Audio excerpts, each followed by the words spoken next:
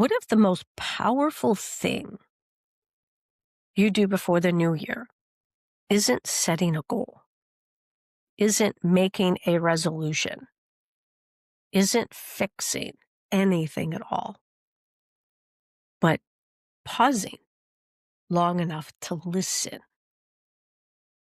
What if reflection, not pressure, is the doorway to renewal?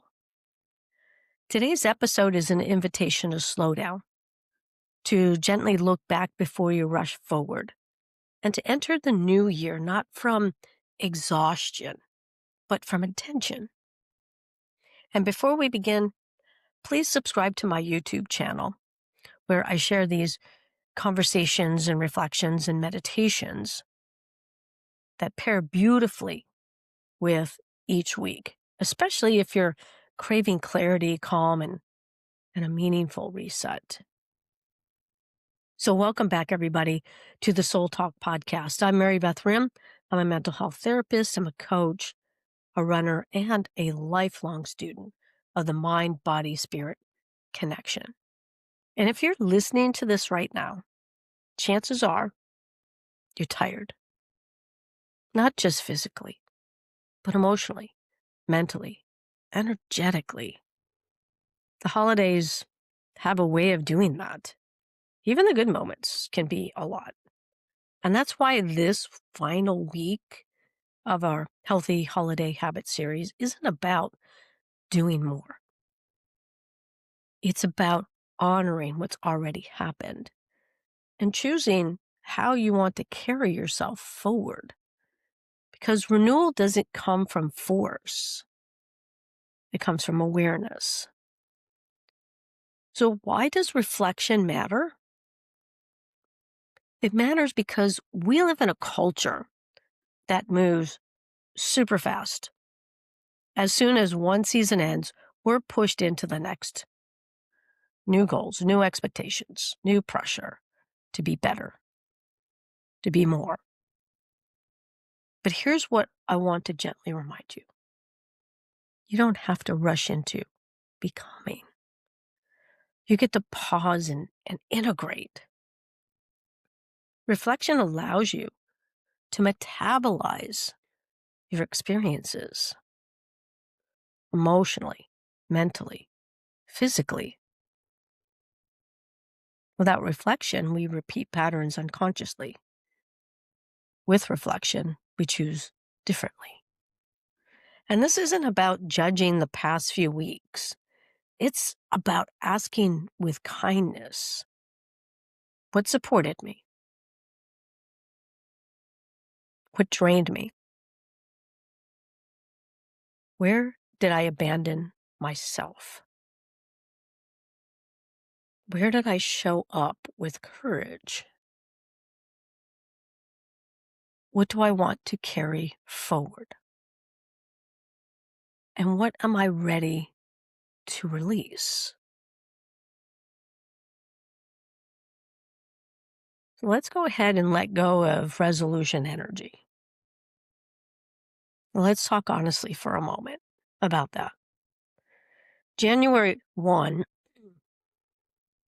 often comes with a very specific energy. Fix yourself. Work harder. Do more. Be disciplined. Be productive. And while intention is beautiful, pressure is not the same thing. Intentions come from alignment. Resolutions often come from shame. So instead of asking, what do I need to change? Try asking, what do I want to feel more of? What kind of energy do I want to live inside? What would feel nourishing, not exhausting? Renewal doesn't mean reinventing yourself. It means returning to yourself with clarity.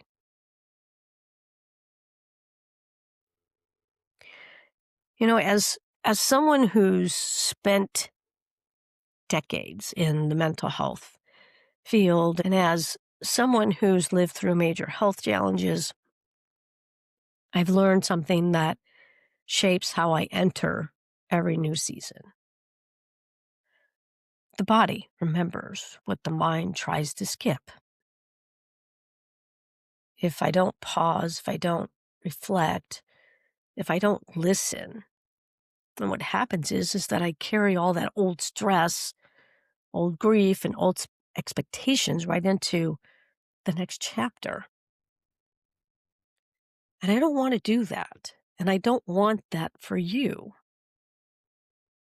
I want you to step into this new year with more presence, not pressure, with clarity, not comparison, with intention, not obligation.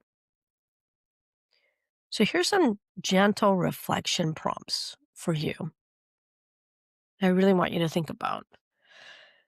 If you're able, you might want to pause the episode after each question or simply just let them land. Take in a deep breath before each question and just listen. What moments from this season brought me genuine connection?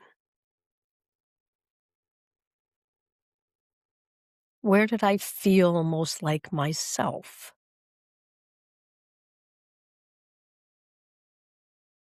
When did I feel overwhelmed? And what did that teach me?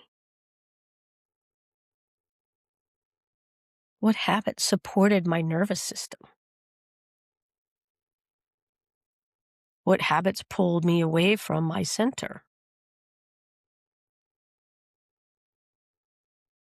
What am I proud of, even if no one else saw it? Reflection isn't about answers. It's about awareness. And renewal as a practice, not as performance. Renewal doesn't happen on January 1 at midnight. It happens quietly in the moments you choose rest over burnout, truth over people pleasing, presence over perfection.